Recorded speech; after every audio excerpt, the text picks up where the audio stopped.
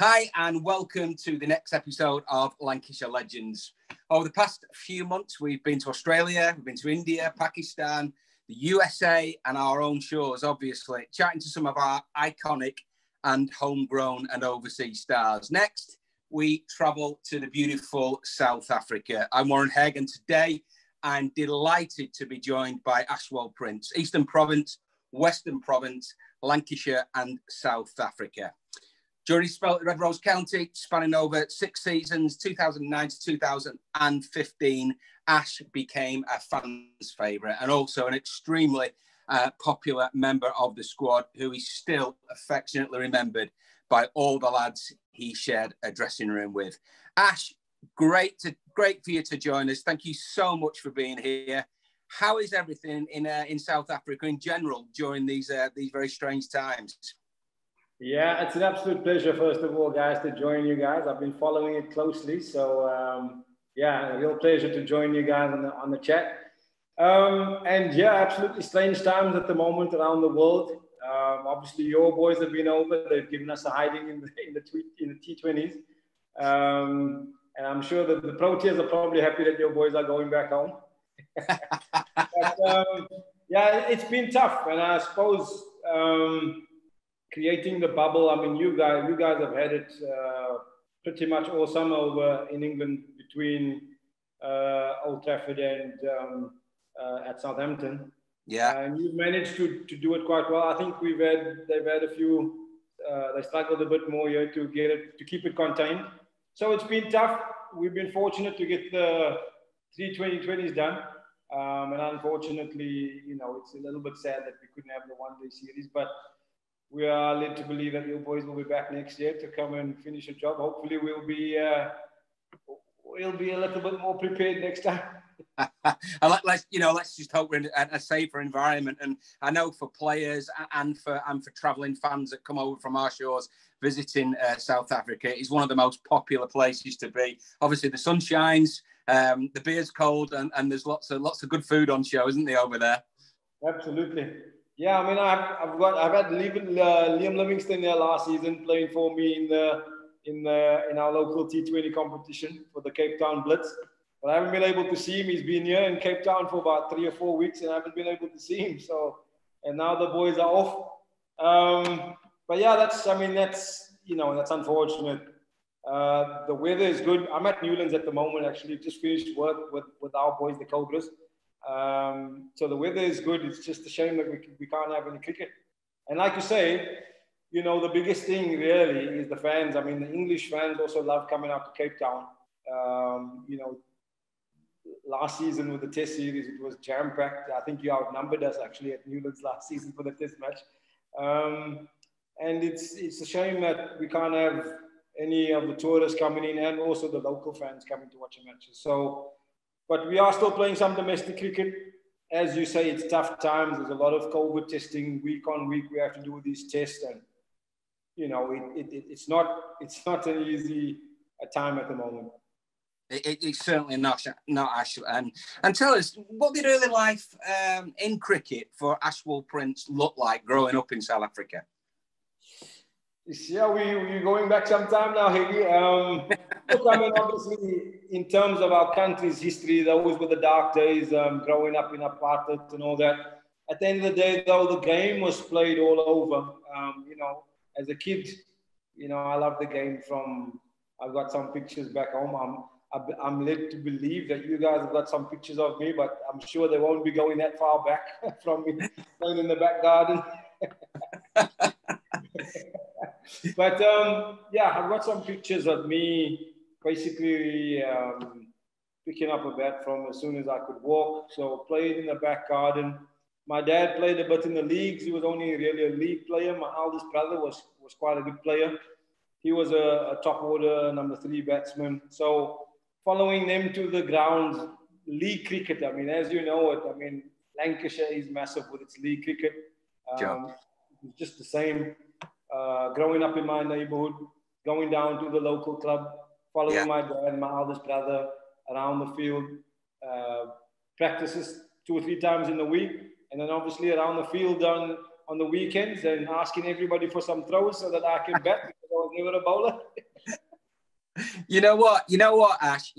No matter where you grow up in the world, or the cricket family is the cricket family, isn't it? And that goes from people from South Africa, Australia, West Indies, and of course here in England. We travel our families. We travel them all around watching them play cricket on that Saturday, and we look forward to that cricket on a Saturday. And that's how we start as professional cricketers. But I must say, your first experience of Lancashire came in the late 90s.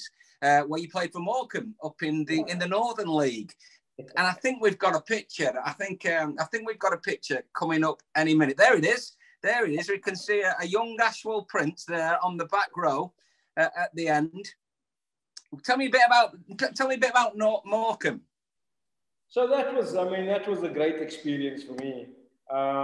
It was my first time away from home, if you like. When I say away from home, out of the country, having to sort of, as a young man, find my own feet in life.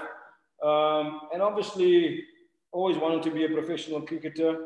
I was a young professional at the time, coming over to play up in Lancashire. Sadly, the guy that I lived with, he passed on actually earlier this year. Graham Lee, he's the guy that I lived with in Morecambe. Yeah. But I'll never forget the first day I arrived at his house. Me coming from, grew up in PE, living in Cape Town, coming to the north of England for the first time. And it was about after work when I first saw him. He came back from work and he said, he went into the kitchen and said, what do you want for your tea? Or what do you want for tea? And I said, I'm okay, I don't want any tea, thanks. So I went upstairs, came back down. Half an hour later, there he was having his dinner, as we would call it back home. He was having his dinner. And I was thinking to myself, okay, you're having your dinner, I won't have anything to eat. It's okay. So that was quite fun. I mean, obviously, it's different culture. We speak the same language, but we speak a different language, kind of thing, So, but then we became best of friends. He was best man at my wedding, and I spent 2 years there. Absolutely loved it. But we had a great friendship where he actually followed me around. After I made my test debut, he followed me playing a test series in in Australia, obviously in England. He came out to the West Indies. And as you said before about cricket being a family, he became like a brother, really. And not just him, a lot of the other members of the Morecambe team at the time, I'm still a big mate to them. There's a guy that's from Morecambe here that is here every summer for the New Year's test in Cape Town. Really? And his name is Bob Masheter. But I'm sure you'll be able to find a picture of him, or you might have seen him in the broadcast before. He's here in a Man City shirt every year, lying spread out in the sun, takes his shirt off. So he's one of the parents of one of the guys that was my age, growing up playing in the club. So I've got these friendships that I've made over there in my playing days that I still got going now. So it was an unbelievable time. And really? Kind of in a way, when I became a Lancashire player, it almost felt as if, it was meant to be. I did my apprenticeship in the leagues, I grew up in the leagues in Lancashire. So unbelievable times. Really. Well, that photograph came from another one of your teammates, Carl Hansen, from up there. And he was the one on the front row wearing the pads, and he only wears pads for effect because he tells me he's not very good. So Carl, thank you very much for sharing that with us. But early 2000s, remember you smashing us all over Newlands on numerous occasions, Ash, during pre-season matches on our tours to Cape Town. So how did you eventually come about playing for the Red Rose County? Yeah, so, I mean, I remember those pre-season matches vividly, and they were quite big matches for us. I know it was only pre-season for you guys. I was only a young professional, 20, 21 years old, trying to make my way into Western Province. And you guys coming up in your pre-season, and every opportunity was really a game to impress, you know, people from England coming, the county sides are coming out here to, and we know that you guys were just preparing for the start of the season, but it was always an opportunity for us to see what we can do. You know, with me joining Lancashire, I came after the series where we played against England in 2008. South Africa played England in 2008. I had quite a good series there, scored 100, Lord scored 100 at Headingley. And the following season, you know, I got a call from, contact was made through Mike Watkinson, and he was keen for me to join. And initially it was to come as a replacement for VBS, because he was overseas, and I was gonna do 2 months to stand in for him. And, yeah, I mean, everything, it started really well for me. Those 2 months was unbelievable. I had some good form. I think there was 5 4-day matches, so 5 championship matches in those 2 months, and I scored 500 runs. So I think that was a good start for me. And then from there, you know, it became like my second home. It certainly did, and like I mentioned before, you know, the lads that you played with still talk about you really fondly. And I'm reliably informed from our stats man, Ken Grime, who sends his regards as well, Grimo, is that you scored more runs for Lancashire than any of the teams that you played for, including South Africa. 5,791 runs with a high score of 261, an average of 49.49. 1500s, 350s. No wonder you were popular with the Lanky members and your teammates. You'd have been my best buddy if you'd have been in my team with stats like that. So fantastic stats. And you must have really enjoyed batting at Emirates Old Trafford. Yeah, absolutely. You know what I really enjoy? I really enjoy cricket in its purest form. When I first moved to Lancashire, I had other offers. I had an offer down south I'm not going to mention the ground, but it would have been a good place to go as a batsman. I had Lancashire as an offer as well. And it's always been an even contest, I felt, when you play at Lancashire. There's enough in for the bowlers, there's enough in for the batters. And well, I was closer to Liverpool as well to be able to go watch some football. So that made that was a big part of the decision. But I really enjoyed batting at Old Trafford. Like I say, it was always a good contest. Early on, the seamers would be in the game. Later on, the spinners would come into the game. Obviously, there's been some great spinners internationally.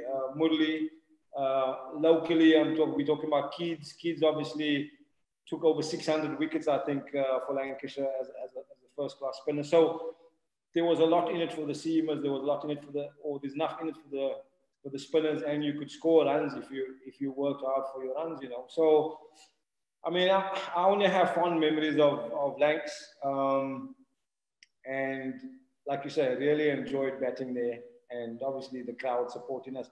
4-day cricket, championship cricket in England is really enjoyable, because I think around the world, you probably get the best crowds in championship cricket in England compared to anywhere else in the world. I mean, we play it here. It's like, it's everywhere else in the world. It's like an empty stand, a man and his dog that comes to the 4-day matches. So, yeah, to have that kind of support in the championship matches, it's really encouraging and a knowledgeable crowd that appreciates good cricket. So, it's nice to get a round of ripple of applause when you get to 50 and to a milestone or whatever the case may be, So it was really nice. And also playing at the outgrounds, they were always really accommodating.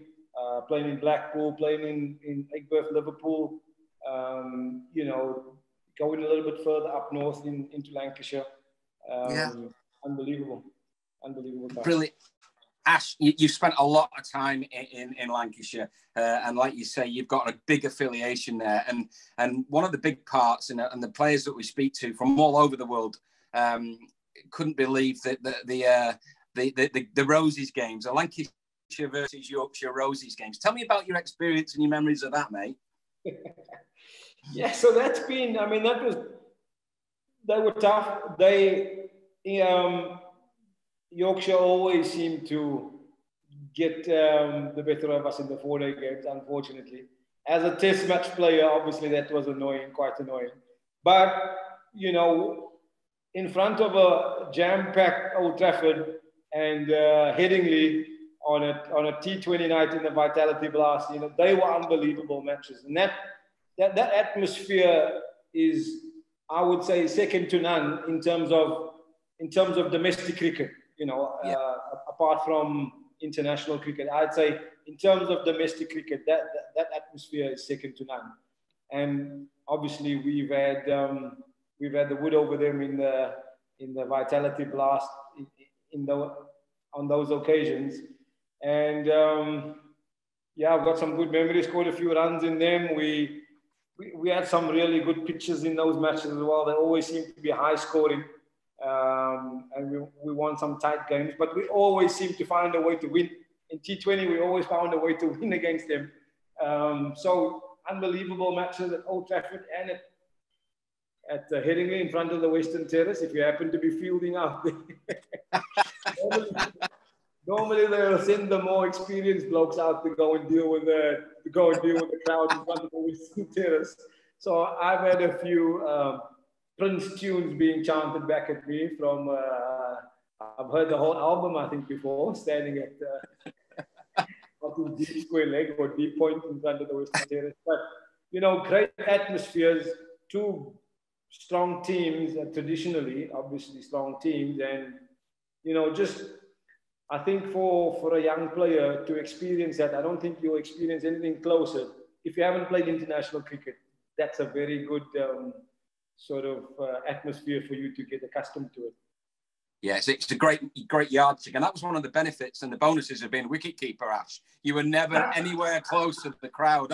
I'm gonna say with my short legs, I reckon I'd have got some heaps off them Yorkies. But great fun. You mentioned young players and success in your final season, winning the T20 Blast with a relatively young, inexperienced team. But had that never say die attitude, an attitude that you've taken through all your career? Yeah, absolutely. You mentioned there that it was a young team. The season before, we actually lost in the final as well, in the T20 Blast. And we actually had a more experienced, probably on paper, slightly stronger team. And we had a much more consistent season the season before. Unfortunately, lost in the final. And then the next season, we didn't really hit our straps till late on in the competition. But we always had this saying in the change room. We knew that if we could just get a little bit of momentum, and the guys started putting on a hashtag of boulder rolling, just get that boulder rolling. And once we got it rolling and we got on a roll, we really felt that we could beat anybody, you know. So they were two, you know, really satisfying seasons in the T20 format of the game, in the Vitality Blast. And as kind of heartbreaking as it was losing in the final before, I mean, it was even sweeter because, as you mentioned there, it was a really young team. I think Gav made his debut in the final. Gav Griffiths made his debut in the final. Yeah. And bowled really well, didn't he? He bowled that final over, didn't he? 4 overs for 13 or 12 or 13, I think. Well, or 16, something like that. 4 overs, 1 for 16 in the final, making his debut. Bowled really well. And inexperienced bowling attack, very young batting attack, myself and little Alex walking out to open the batting in the final. You know, he was only new into the team as well. And I think we tried a few opening combinations in that series, and we only settled on that, I think, for the final. I don't think we walked out together for another game before that. And he was absolutely smoking it in the final. I was just giving him the strike. That's brilliant. What about your other teammates in that team, Ash? Because, like you say, it looked like you had some great fun out there as well as being seriously a competitive unit. And tell us about the lads that you played with a little bit. Yeah, look, I think we had some great players, obviously. Chappie and Jimmy. I mean, Jimmy wasn't there all the time. No. Chappie and Jimmy leading the bowling attack. Shame, I felt sorry for some of the younger bowlers coming on after those guys. They go 7 overs each, 14 overs at 1.5 runs an over, then all the young bowlers have to follow that up. So, I mean, we had some great players. Chappie, Jimmy, in the batting department, Chili, later on, Crofty became a real senior player. Paul Horton in the 4-day competitions. Paul Horton and I had a really good relationship. We shared a car together. Obviously, we dive a lot in county cricket, and yeah, I dove most of the time with him. We got a good relationship. We still have a good relationship now. Tom Smith, great all-rounder. Unfortunately, struggled with injuries. His back seemed to have sort of played him all the way through his career. Hoggy was another one who kind of had to retire a little bit sooner than he possibly would have liked, also because of back injury. But, really good players. I mean, I remember a game where Hoggy and Chappie down at Essex, we bowled them out for, was it 20 all out? And unbelievable game. Just the two of them, there was no bowling change. And actually, I think there was only one dismissal, or I might speak under correction. It might have been that all the dismissals was created only by the two of them. What I mean by that is they were all bowled RBW or caught and bowled. So nobody else was involved in any dismissal. 20 all out, unbelievable passage of play. 2 spells of bowling. I think Chappie took 6 and Hoggy 4, or vice versa, or 5 each. I'm not sure. In fact, I have the poster up in my house. I should know how many wickets they each. But unbelievable effort, And Freddie obviously was there. He was there I was there for his comeback. He made his comeback in a T20 final as well. That's all right. Did he get a wicket with his first ball? He did. Stands his arms like this as if he's won the World Cup. Yeah, and I was the first one to jump on him, I think. But it was just like, it was typical Fred, wasn't it? It was like, it's the final, I'm back, wicket first ball, type of thing. Like typical Lancashire, Freddie. We did some amazing things, and it's just fun memories, really. Well, yeah, brilliant, Ash. And in international career, you represented the Proteas over 100 times in both formats of the game, scoring 11 centuries, an average of over 40, which is as good as anyone in world cricket who has played. Looking back now, you retired. This must make you very proud. Yeah, look, I mean, I'm really proud. I mean, I've had a good run internationally, domestically. The Lancashire years as well, some of the best years of my playing career.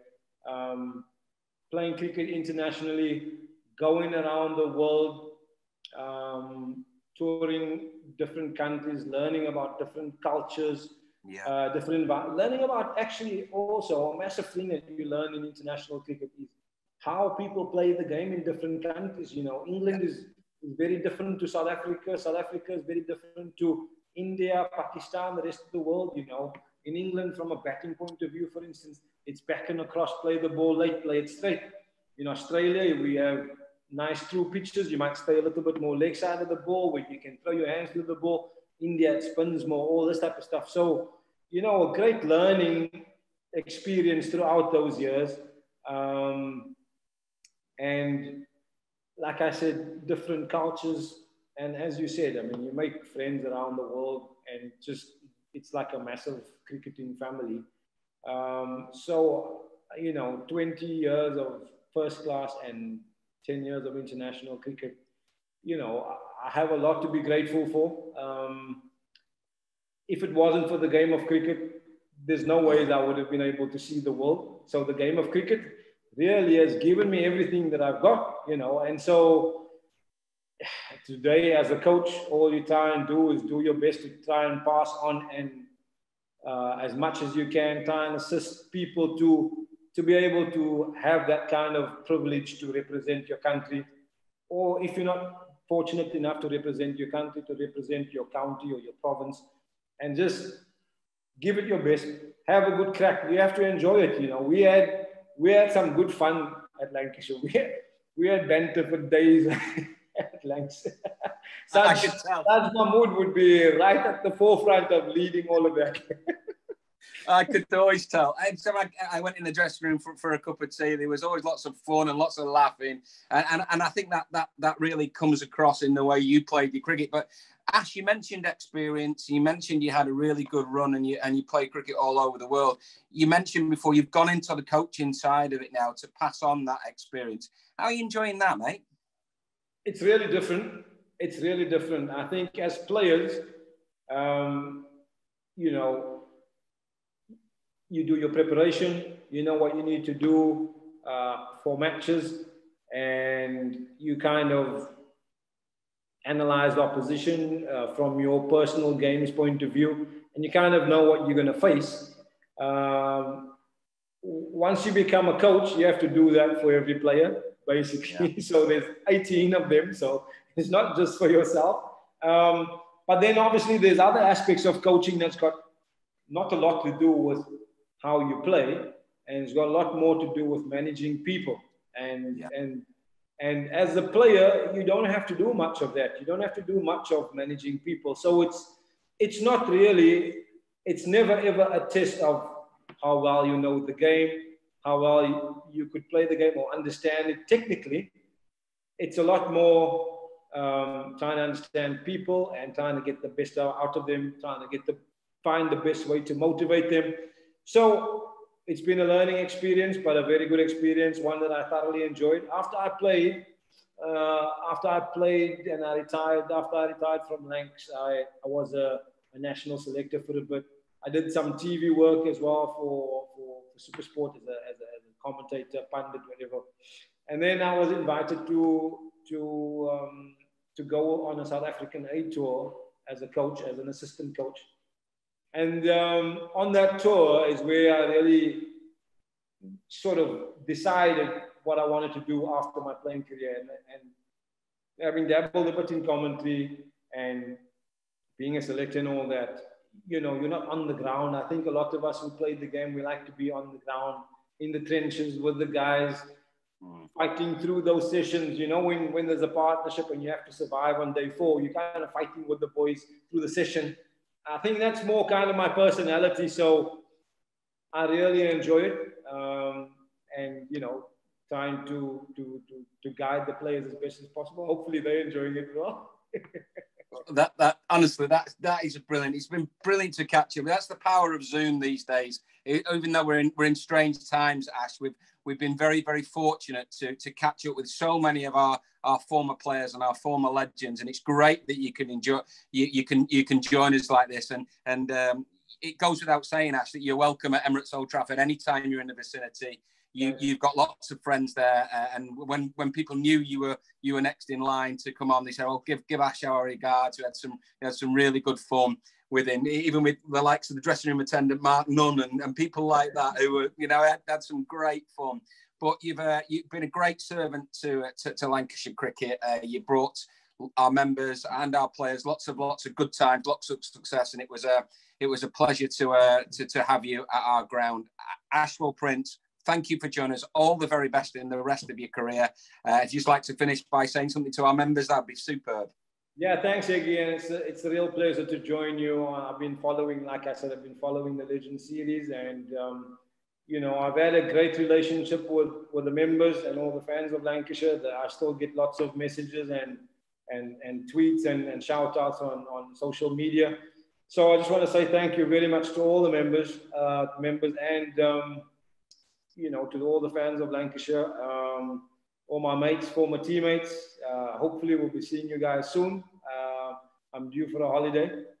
So hopefully next season, you know, God willing, we will be over the COVID and I can come on holiday and see all my mates again. But thank you very much for having me. It's a real pleasure. Lancashire's got a special place in my heart, and it's a real pleasure to join you guys.